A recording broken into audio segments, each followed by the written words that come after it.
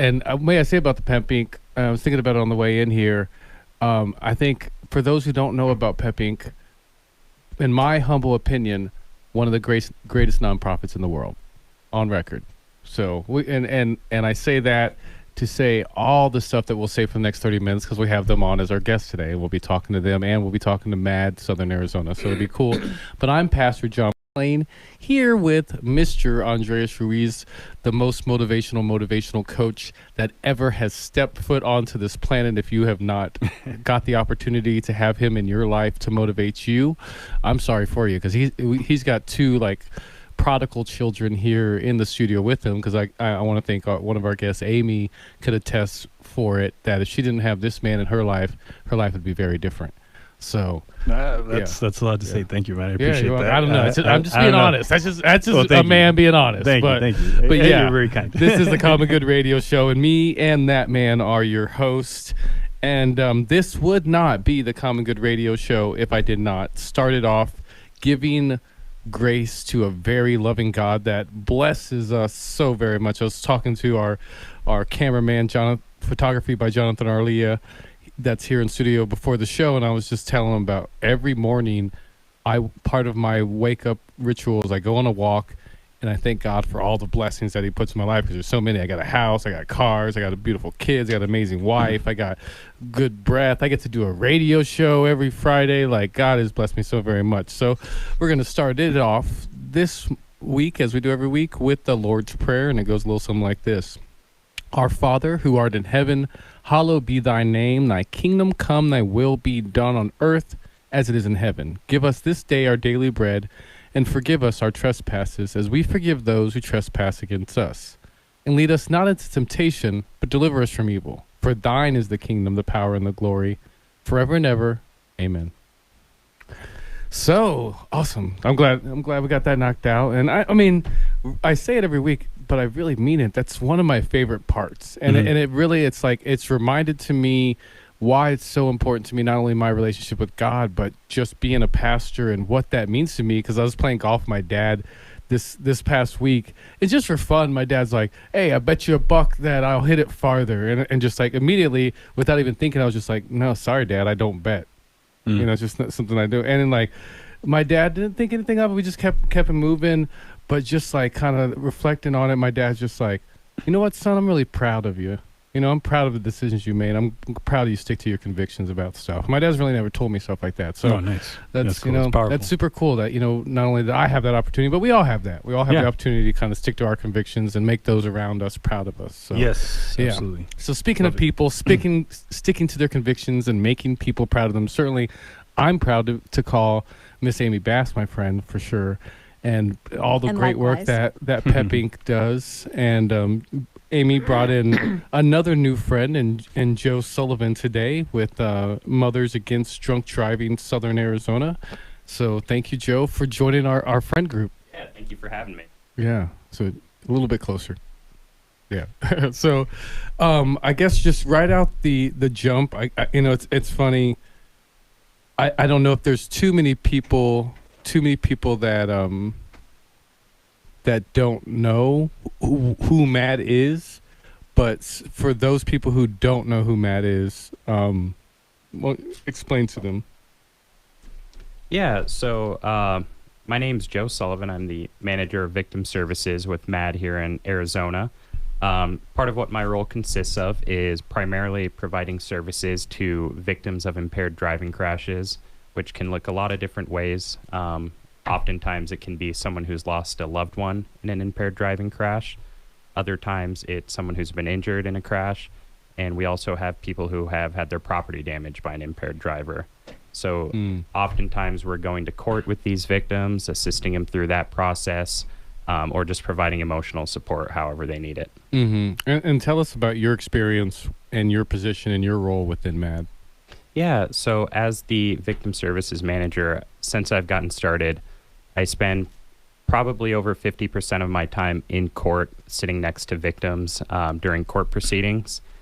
Unfortunately, that process is already a very long process, which a typical DUI homicide case can take 2 years to adjudicate. And unfortunately, the pandemic's probably added at least another year on average to that. I could imagine. So in addition to that, we go out into the community and provide education to both teens and parents about underage drinking and making safe choices, especially around alcohol. And we also provide education to people who have been convicted of a DUI in Arizona. And we do that through a restorative justice program called a Victim Impact Panel. Okay, man, that's a lot. Yeah, absolutely. Yeah, definitely. And Amy, like, I know that you've been involved with MAD, and how long how long has the CPC has been working with MAD? Tell us a little bit about that. Sure. So really glad to be here and be here with Joe, one of our longtime partners. The Community Prevention Coalition of Pima County. It's been around for 15 years. And MAD was our first next door neighbor. Okay. By no mistake. Because our first grant was on underage drinking prevention. And who better could you have as a neighbor than MAD? Yeah. And we partnered on things like the Walk Like MAD event and just helping to get the information out. The thing that really struck me was hearing from one of the victim advocates, and they brought one of the victims to one of our community meetings, and none of us were prepared for it. This woman spoke. She told her story, and of course she cried.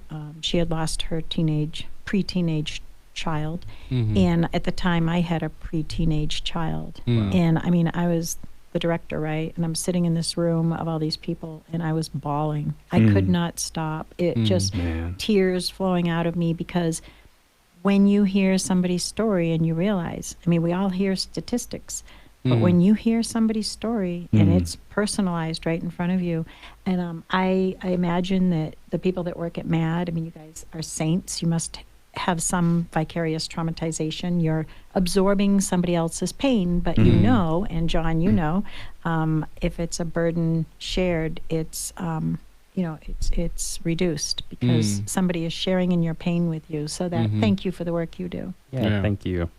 Yeah, awesome. So,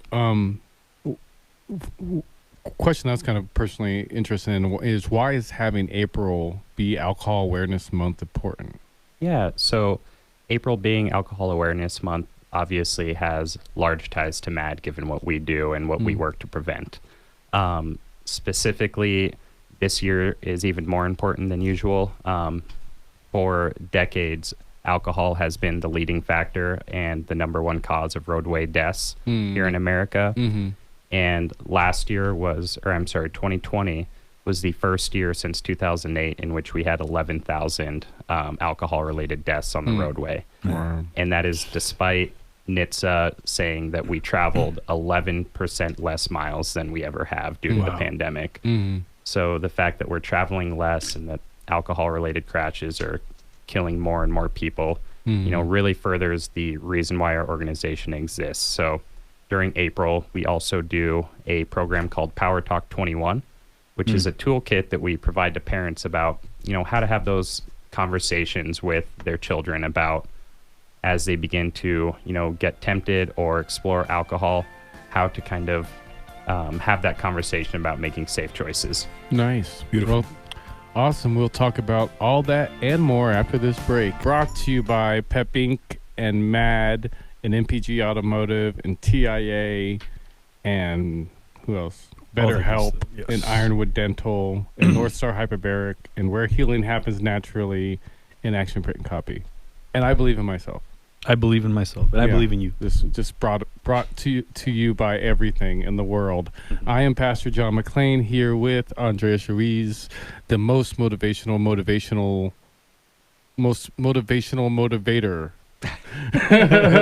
Right? There we go. And we're here with Amy Bass and Joe, last name again? Sullivan.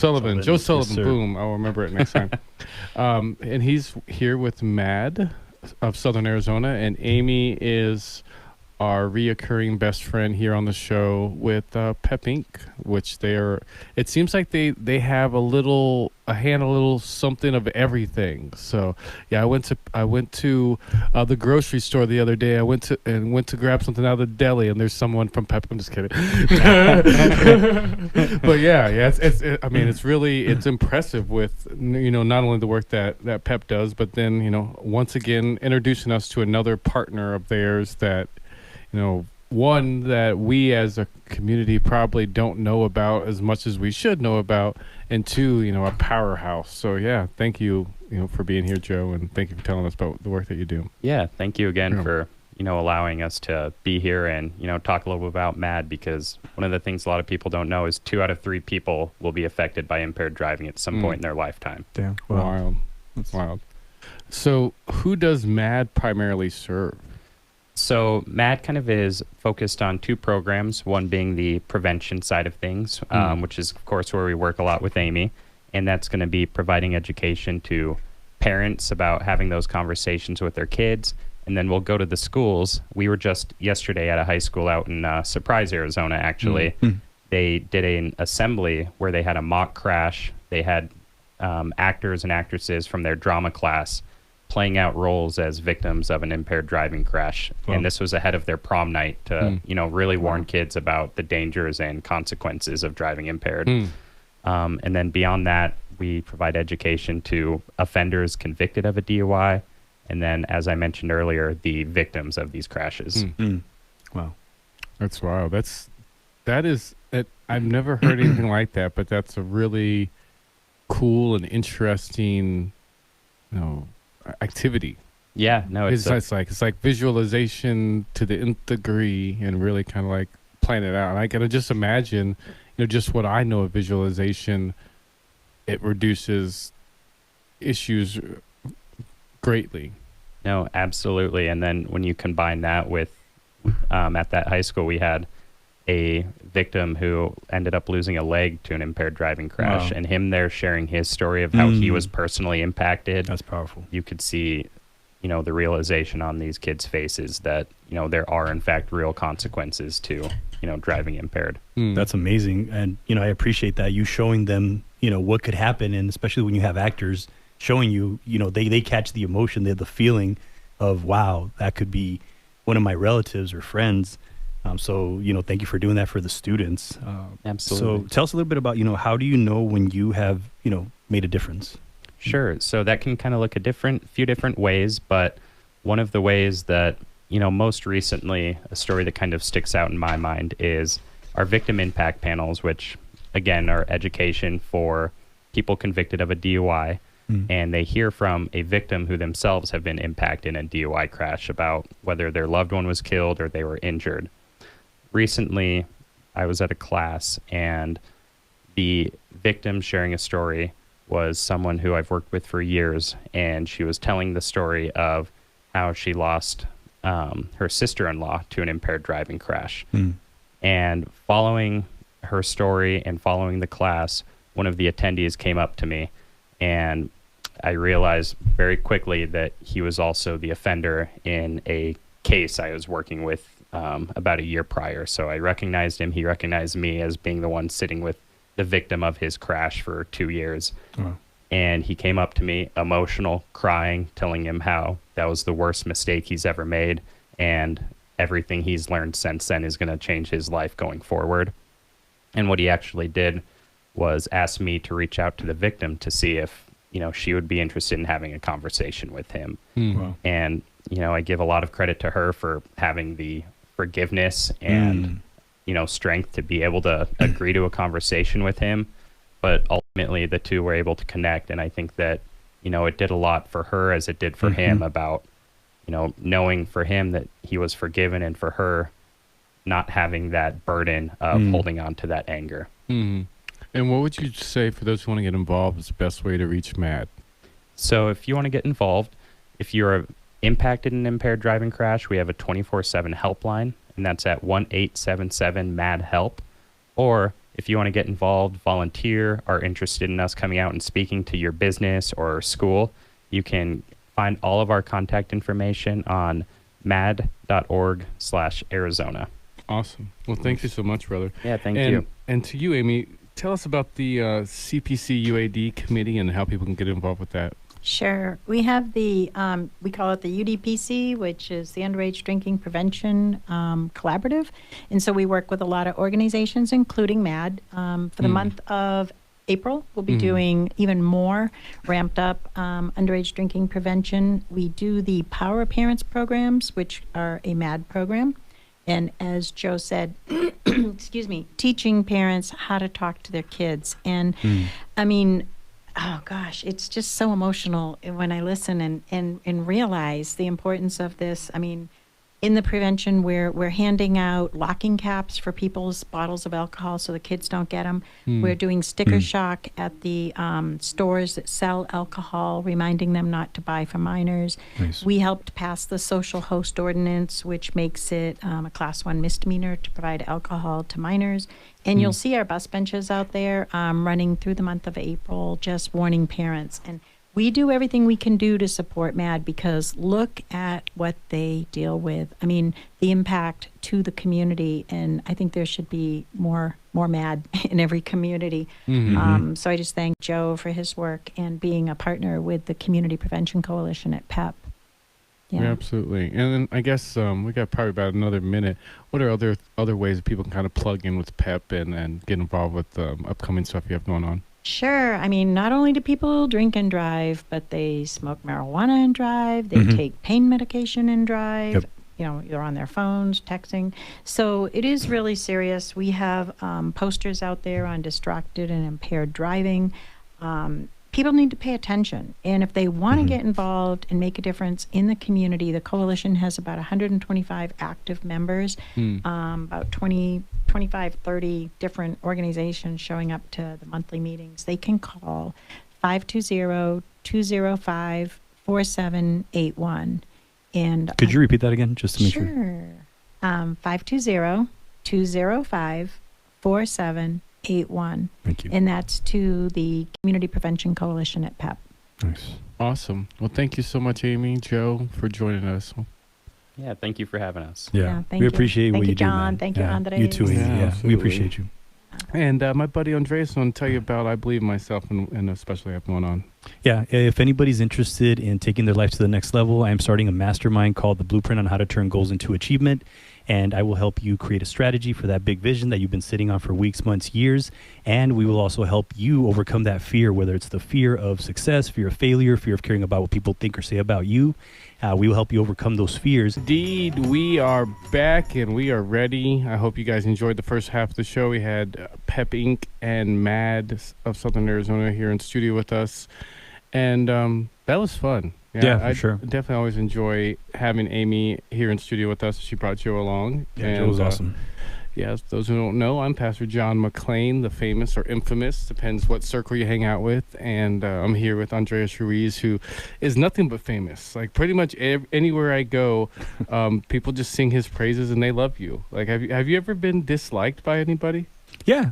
Really? It's Yeah. hard for me to believe because you're just such a loved character. So it's I've been blessed to be loved by a lot of people because I love sure. people too. So And it helps. I say that because, another person that actually two people technically that we have here in studio with us that are also characters of that caliber. Oh, that absolutely. You just 100%. love them. Like, it's just hard not to love Raymond and Sandra. It just really is. Like, I think from the first second we met them, it was just like, okay, I know God has drawn us to these people. We're supposed to do something special together.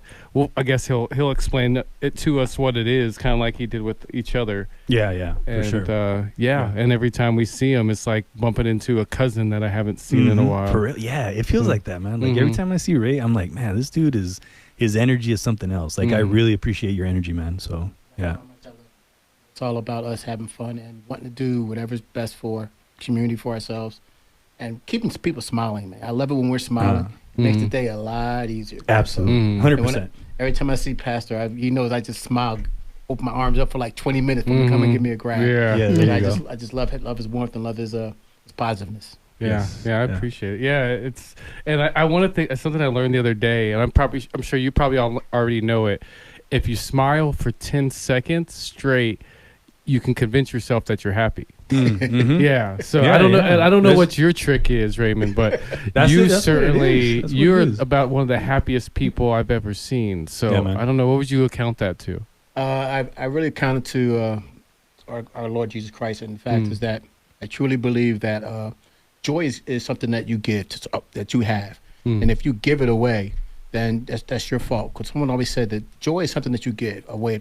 It's yours. No one can take it from you. You have to give it to you. If you have a bad day and you give the joy away, it's because you gave it away. No one took it away from you. So my thing is to always remember, and I pray every day, God, remember me, please remind me to keep my joy. Keep my joy no matter what happens. We're going to have bad days. Bad days come all the time. I tell everybody, when you come to work, you come to work two ways. You come to work happy, you come to work sad. But guess what? You're coming to work. So it doesn't matter how you want to do it. So you're going to come to work one way or the other. So I try to do that, and I try to help other people understand that. It's just, no matter what you're doing, be the best at it. Attaboy. I was talking about when I was volunteering, and they said, well, we're going to have you mop the floors. I said, I don't care. I guarantee you, though, them floors are going to be clean, and they'll be the cleanest mop floors you ever looked at. And he's like, what's wrong with you? I said, it doesn't matter what you have me do. Obviously, I'm there to do something. So whatever it is, I'm going to be 100% of it. I'm not going to give you 50%. And if the floor is not perfect, I'm going to do it again. Every task you have to take it like it's important to you. What the reason you're doing it for, because that's what everyone says. Everything happens for a reason. And you can't do everything without the little things. Yeah. I always told you got to do the little things. The little things make a big difference. But I think I'm talking too much. I'd like my wife to say something. I was going to say, and now I'm motivated, man. I'm ready to run through this wall, bro. Let's go. All this good time to talk about, what we brought you here for. I guess you guys, made a big switch, a big transition shift in you guys' life over to Indie Realty. So tell us a little bit about what that shift was about, and and what brought you over there. Well, we had an opportunity, and we knew that we were going to be making a change. There's times in your life when you know that you are getting ready to make a change. And we had interviewed a couple of other companies, and the fit just wasn't right. And so we kind of were looking, but not actively looking. The other day I compared it to when you walk into a house and you this is the one. I've had people walk into the very first house that I've shown them, and they've said, is it crazy if I want to buy this house? And I've said, no, if this is your house, let me tell you, I cannot find this house again in Tucson because it was special. And when we found Indie Realty, we had that feeling. We knew this is where we wanted to be. And so there was no hesitation on our part. And so we're actually very excited to be there. And I'm sure Raymond has some thoughts on that as well. Yeah, the first thing I like to let everybody know is that our Indie Realty is a local brokerage. Okay. That's the important thing, that we didn't go to a big chain. It's a local brokerage. It's from someone else who decided that he wanted to stay in Tucson and he wanted to serve the community. And I believe two things that we came over here for is that what this helps us do is that it gives us more chance to help make a better job for our clients and to help us work with our community. That's one thing that me and Sandra, we try to emphasize a lot, is that our community and our clients. And so because of this move, we might have been a little bit financially helped at that time. By being financially helped, it allows us to take that financial help and use it towards our clients and for our community to make it better. So we're thinking about doing this. It was such a great opportunity for us to move forward. And the things they were offering us was like the things we wanted to do, and making sure they understood that the important thing to us was our clients and make sure we could serve the community. And I put the guy who's running this, our brokerage, Don Geis, did a great job of saying, hey, yeah, that's what you want to do. Go ahead and do that, and I'll be back to support you. And that's why we're there. We also think it's really exciting to be part of something new. And, from the get-go, whether it's creating signage or, just being the test people for the software, things like that. And we have a lot of influence in the culture there. And so we're excited about that. We're excited to be influential in that way, and to be able to contribute to them and to their success as well as ours, because we have a real estate license. We can take it anywhere. It really doesn't matter where we hang it. We're still, Raymond Smith and Sandra Johnson, no matter where we're at. But to be able to be part of something else and be able to invest in them and in other agents and helping them grow their businesses. We're here to make sure that everyone's successful and that it's a great environment. And I know that sometimes you run into companies where there are people working where maybe they're just not fun to be around. We don't have that. We have a really great group Nice. that are interested beyond just what the paycheck is. They're actually interested in helping improve people's lives. And I really believe in home ownership. I think it really brings a lot of stability into a family, provides wealth that can be passed down to other generations. I think it's a really good financial thing for people to do, and it opens new doors for them. And so that was just part of what brought us in and made us excited about Indie Realty. Well, cool. Well, we Good will stuff. talk about Love this. all that and a whole lot more. Yeah, I'm Pastor John McClain here with Andreas Ruiz of I Believe in Myself Coaching. We are here to motivate each other and motivate you, right? Absolutely. Do you guys have a tagline like I Believe in Myself Coaching? Confidence, action, legacy. Let's go. That's it. That's That's it. And we're here with two very motivational people that I look forward to listening to their radio show, teaching me all about real estate and all the ins and outs of that I need to know about my home ownership. Right? Does that sound great? Yeah. That sounds great. That's the whole goal that we want is to sit there and not even if you have a home right now, there's still some things you can do to make it better when it's time for you to sell, or if you just want to live there, little things you can do. There are a lot of people out there who want to help you and who wants to sit back and make your life better. And our goal is to try to connect you guys with those people so that we all win. If everybody's winning, then this world is a better place. So make sure we're all winning. That's awesome. So Raymond, tell us, what differentiates Indie Realty? First thing I can think of is freedom. It allows us to focus, we believe. I'm not saying that our last realtor brokerage wasn't doing this, but we think we get more say in how we can approach our clients, how we can advertise to them, the ways we do doing different things that make us feel comfortable and not being bogged down by so many rules and regulations. There are so many rules that you do have to real estate. We understand those, but then give us the freedom to go and go talk to our clients at a certain way, go approach them in a certain manner, and being able to be the best we can possibly be for the clients. It's all about them and making sure that they feel comfortable. Once they're comfortable, then we're happy. I always tell them, if you're not happy at any time during this process, then I'm doing something wrong. I don't even care if you went for 10 houses and didn't get them all. I'm gonna find a way to make sure that you understand that. That's the way it's supposed to go sometimes. Life is not going to be predictable. It's going to be unpredictable. But you need to understand from our standpoint is that our job is to make sure that this process is something that you remember as a good process when you go on, so that when you think about us and you think about real estate, you're thinking about us. And we live on referrals. So if I'm making your day good and I keep your day being good, then I'm hoping that you remind me, that you think about me when someone says, hey, I'm one of those real estate. And even if you think of Sandra, I'm okay with that because we're a team. So as long as you think of one of us, we're good. I get it. What do you have to say, babe? Yeah.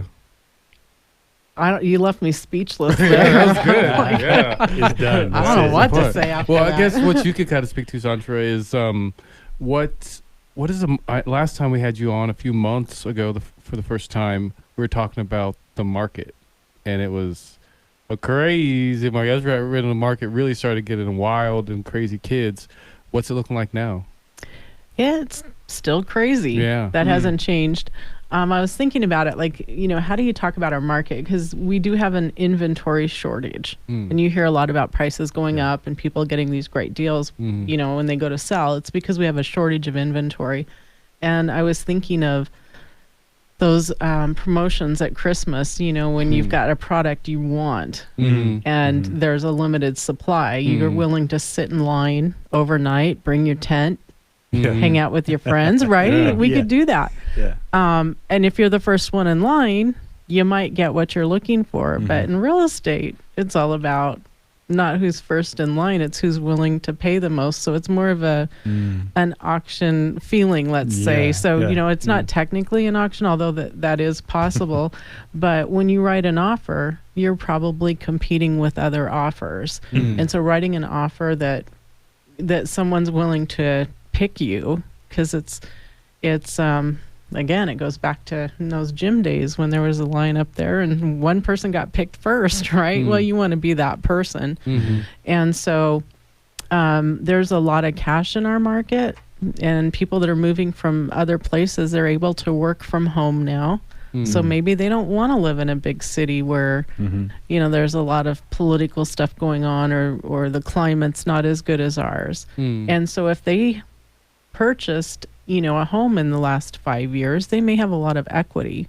And so when they come into our market, they may have a lot of cash. And so, competing against that, you have to be really pretty aggressive in the way you approach your offers that you're writing. So for sellers, different ballpark. It's how do I weed through the offers and pick the right one, the one that's, someone didn't write kind of under duress, if you will. I have to make a decision in 12 hours and, am I going to write a good enough offer? And then they get the house and they're like, what did I just do? So we want to pick someone an offer that has a good chance of closing. And so that's kind of the market that we live in right now. Yeah. I like that. And the thing that I would like to also say is that don't be afraid. What we're getting to is everything is going to be, change is, and not knowing things that makes you afraid. Don't be afraid. You have good people out there who are looking out for your interests. And because you didn't write the highest price, doesn't mean you don't get the house. We've had a lot of people when these houses, and their price wasn't the highest. It was the other things, the other ancillary things around that their contract stated, or that their offered. That's what my wife is good at, sitting there understanding what is the best thing we can give to this seller that'll make them appreciate the fact that the buyer we have is the person you want to get the house from. So it's not only understanding the market, but it's also understanding the seller and the buyer and what they can and cannot do and how we bring them together. Our job to try to bring them together for the common good. That's awesome. Yeah, and for sellers that are like on the edge, they're kind of like, I don't know if I should do this. Like, what tips would you give them? Like maybe 2 to 3 tips, like to help them, not be scared or. Yeah, my first thing is just think and come talk to us and let us give you all the information that we can possibly give you. And I'm all about information. I tell everybody, we have nothing to hide. They tell you everything, our percentages, everything. Here's everything you need to know, and then make an informed decision. Because if you make an informed decision, you'll be happy later on. If I'm trying to just get you to sell your house because I want the money, then in 5 years from now you wish you hadn't done that. Then I didn't do my job. Because when you become